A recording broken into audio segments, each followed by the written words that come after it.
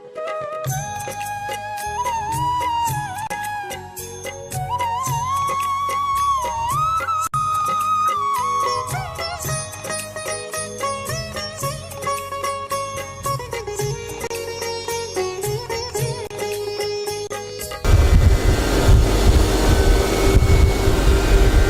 प्रभु, इस मोह का नाश करने के लिए आपका अवतार होता है। कहाँ अवतार होता है? ज्ञान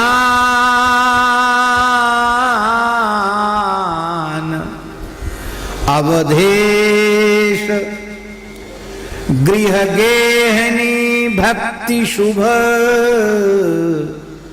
तत्र अवतार भूभार हरता। साक्षात स्वयं मनु के अवतार श्री दशरथ जी महाराज ज्ञान स्वरूप हैं। कौशल्या निष्काम भक्ति स्वरूपा हैं और ज्ञान भक्ति दोनों ही जैसे ही इकट्ठे होते हैं तो ज्ञान और भक्ति के संयोग से राम जी का प्राकट्य हो जाता है। व्यास जी, यह एक बात बहुत ध्यान देने की है। राम जी केवल कौशल्या से प्रकट नहीं हो रहे हैं, केवल दशरथ जी से प्रकट नहीं हो रहे हैं, दशरथ और कौशल्या दोनों के माध्यम से राम जी का प्राकट्य हो रहा है। इसका मतलब है ये बहुत ऊंचा संदेश इस पद में है। कई बार भक्ति का समादर हम करते हैं पर ज्ञान की उपेक्षा कर देते हैं।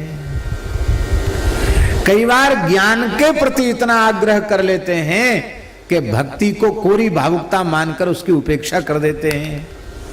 लेकिन भैया, प्रभु का प्राकट्य तो ज्ञान और भक्ति दोनों के संयोग से ही होगा। न केवल ज्ञान में भगवान को प्रकट करने की शक्ति है और न केवल भक्ति में। ज्ञान और भक्ति दोनों, जब दोनों का संयोग होगा तो श्री राम जी का प्राकट्य होगा। संयोग तो बहुत पहले हो गया था, ब्याह को दशरथ को क्यों नहीं हुआ?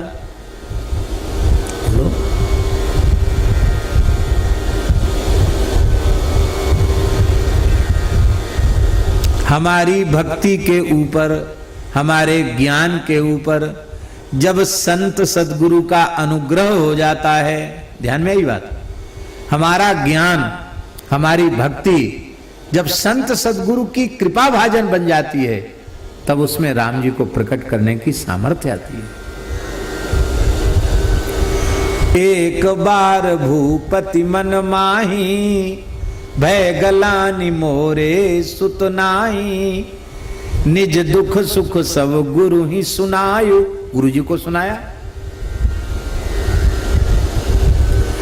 श्रृंगी ऋषि वशिष्ठ बुलावा पुत्र काम शुभ यज्ञ करावा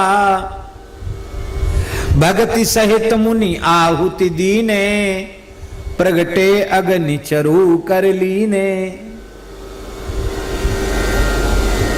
ऐसे कोरे कोरे ज्ञान में भी और कोरी कोरी भक्ति में भी नहीं, ज्ञान और भक्ति दोनों संत सदगुरु की कृपा से सिंचित होने चाहिए, तब राम जी का प्राकट्य होगा।